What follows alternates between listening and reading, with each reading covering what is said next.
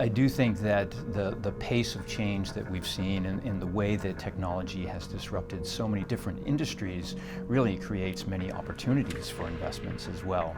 And I think there's two sides of the sustainability debate. It's risk management, but it's also understanding where we might be able to uncover some different opportunities or new opportunities for investors as well.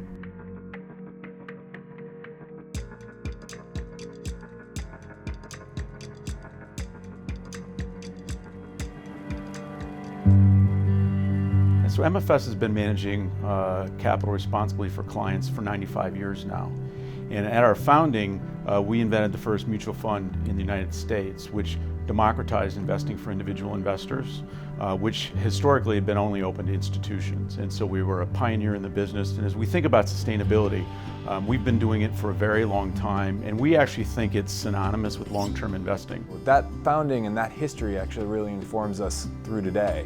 In order to be sustainable, we believe you need to be ethical. And if you do the right ethical thing for the world and for your clients, that'll ultimately pay in investment returns for your clients. Not every company is a great long-term investment. Sustainability has to be integrated into a long-term view. We both review all the historical financials for all the companies that we follow. We spend a lot of time understanding why they're able to generate the revenues that they did, why they're able to generate the free cash flow that they did. And then we spend a lot of time thinking about if that is possible going forward and why or why not, and run scenario analysis around that. So we're spending a lot of time with historicals and then thinking about why that can stay the same or change into the future. The other element of sustainability fits into relative value analysis, and not a lot of people think about it this way, but an investment opportunity might look very, very cheap and attractive relative to its peers, but if the business model is not sustainable, our chances of getting our money back and getting a good return for our customers is greatly impaired. MFS is an active manager. I think it's been essential for us to be an active manager in order to survive as long as we have been. The company has been around since the early 1920s. It lived through several crises and delivered value to its customers. We would not be here if our customers had left us. When our clients put their trust in us because they save for their children's education, for their retirement, for buying a house, or if they just want to accumulate wealth, their lives are dynamic and changing. They're not passive, and neither should their investing be. There's a variety of ways to think about a full market cycle. In layman's terms, it might be a business cycle, an economic cycle, an operating cycle.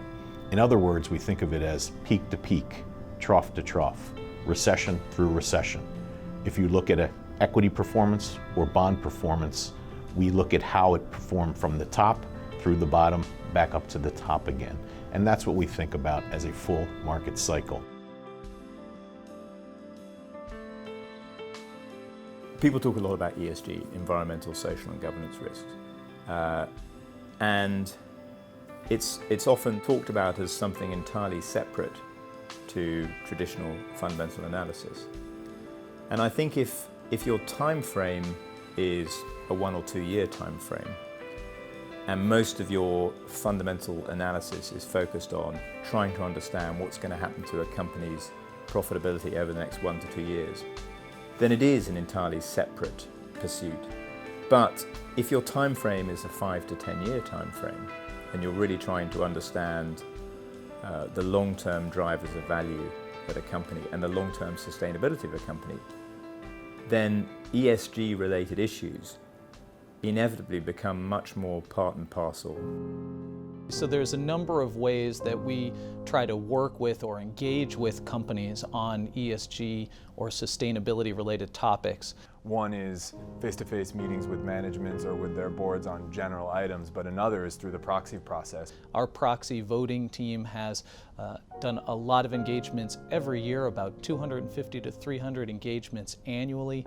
As equity security holders, we have the right to vote or weigh in on matters relating to the business.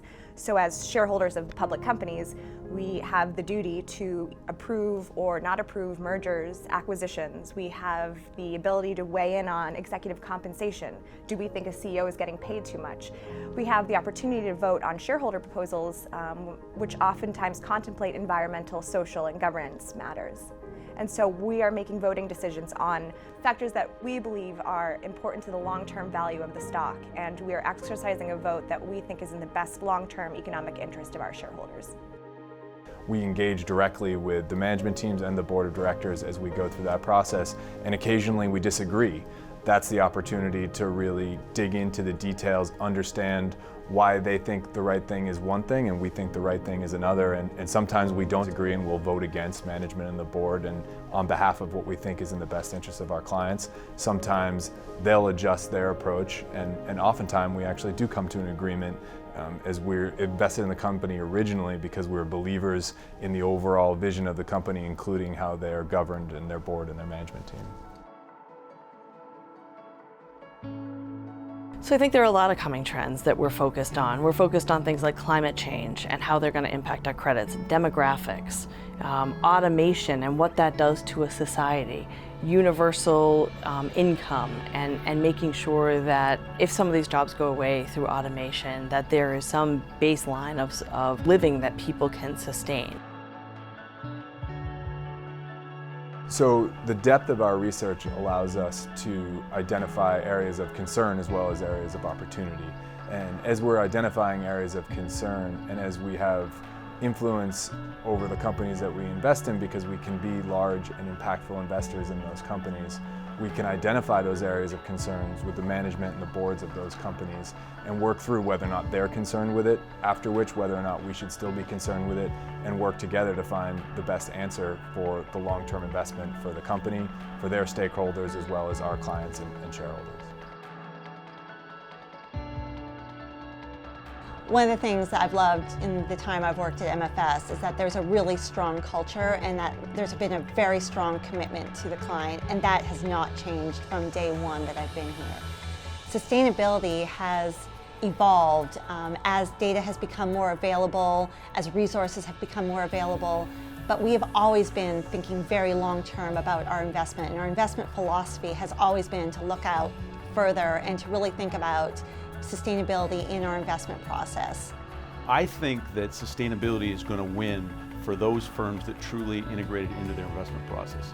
I don't think it's going to be about a product sale to a client. I think it's going to be convincing all of your clients that everything that you do has sustainability driven into it.